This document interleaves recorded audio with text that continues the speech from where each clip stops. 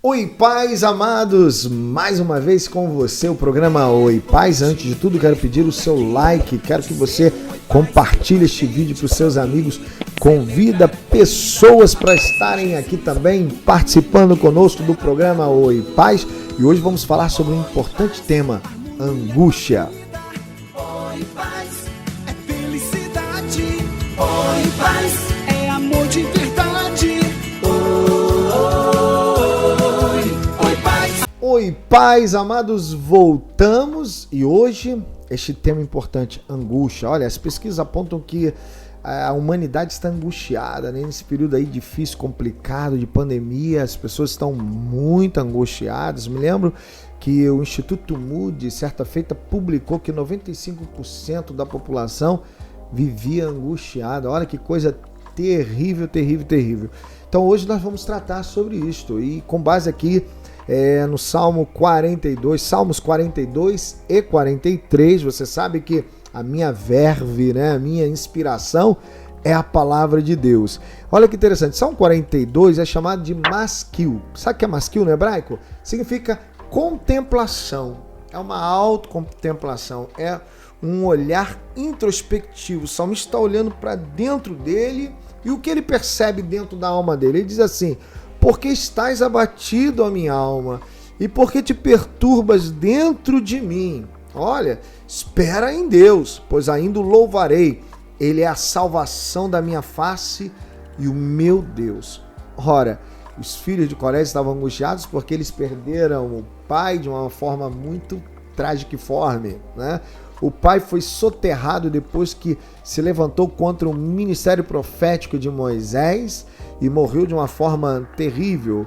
Pense numa pessoa que morre e alguém dissesse assim: o seu pai morreu sob maldição divina, portanto você está condenado a ser maldito. Viver com esse etiquetamento, com essa rotulação, não deve ser coisa fácil, né? Se achar assim como maldito no mundo, né? É interessante que quando Freud vai falar sobre angústia, eu estou aqui com um dicionário que traz as definições freudianas e diz assim, que a angústia é um mecanismo psicológico pelo qual o sujeito se esforça por fazer com que pensamentos, palavras, gestos e atos passados não tenham acontecido. Ainda neste passo, né, diz assim que a angústia é um sentimento perante um perigo exterior que constitui para o sujeito uma ameaça real. Então, para Freud, né, angústia advém de uma ameaça. Já no significado etimológico da palavra angústia, encontramos angere, que significa estar apertado, né? Ou angus, significa aperto, né? Então, o angustiado é aquele indivíduo que está num aperto. Pode ser um aperto físico, né? Espacial.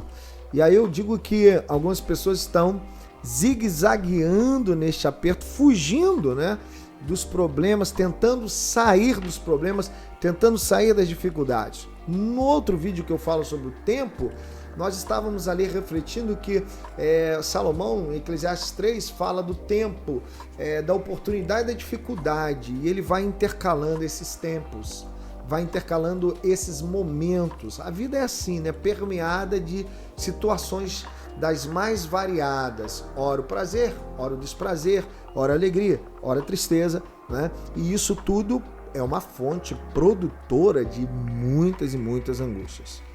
O pensador, principal pensador, o filósofo da angústia, né, é Kierkegaard. E este filósofo, ele traz algo assim muito interessante. Ele diz que nós precisamos aprender a nos angustiar. Ele fala da importância da angústia. Ele diz que o ser humano, quando aprende a angustiar-se, ele aprende a tomar decisões certas. E ele vai dizer que o ser humano passa por 3 estágios. Primeiro, o estágio estético, quando o ser humano não tem muito compromisso com as questões éticas, morais, vive de acordo com as teses, de acordo com o prazer, de acordo com... atraído pela beleza, atraído pelo prazer, atraído pelas coisas que lhe cercam, o ser humano fica meio que circunstancial. E por isso ele sofre bastante, né, as consequências de suas escolhas no período ou estágio estético são bem duras, né? Depois esse ser humano ele passa por um estágio ético, quando ele percebe que deve fazer escolhas mais assentadas, mais ponderadas, mais arrazoadas, mas isso não significa que ele não viverá angústias, porque muitas vezes, mesmo ponderando, mesmo pensando, refletindo, você toma decisões erradas, né? E depois ele diz que o ser humano vai para um outro estágio, que seria o estágio, diríamos assim, religioso. E aí o ser humano busca uma ruptura com esta horizontalidade, ele começa a verticalizar suas decisões, passa a ficar mais preocupado sobre o que Deus está pensando de mim. Já um outro pensador chamado Heidegger, ele diz que a angústia decorre da possibilidade de ser você mesmo, ou seja, de ser eu mesmo. Quando eu posso ser eu mesmo, eu me angustio, né? E isso tem muita, diríamos assim, muita ligação, tem muito a ver com o que disse Shakespeare. Porque Shakespeare ele vai dizer que neste mundo nós vivemos num grande teatro e sempre representando um papel. Representar um papel significa não ser você mesmo, não ser você mesmo. Então, a própria sociedade te obriga, né, a ser o que ela quer, o que ela determina, né? E isto produz angústia. A família te cobra, né? As pessoas com as quais você convive, as relações do eu e tu, as relações interpessoais interferem diretamente nas suas escolhas.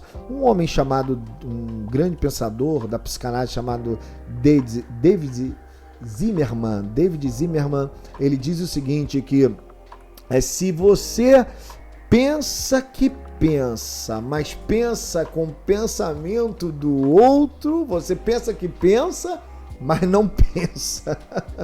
Olha que coisa tremenda, olha como que o ser humano é permeado pela angústia. Mas qual seria a saída da angústia?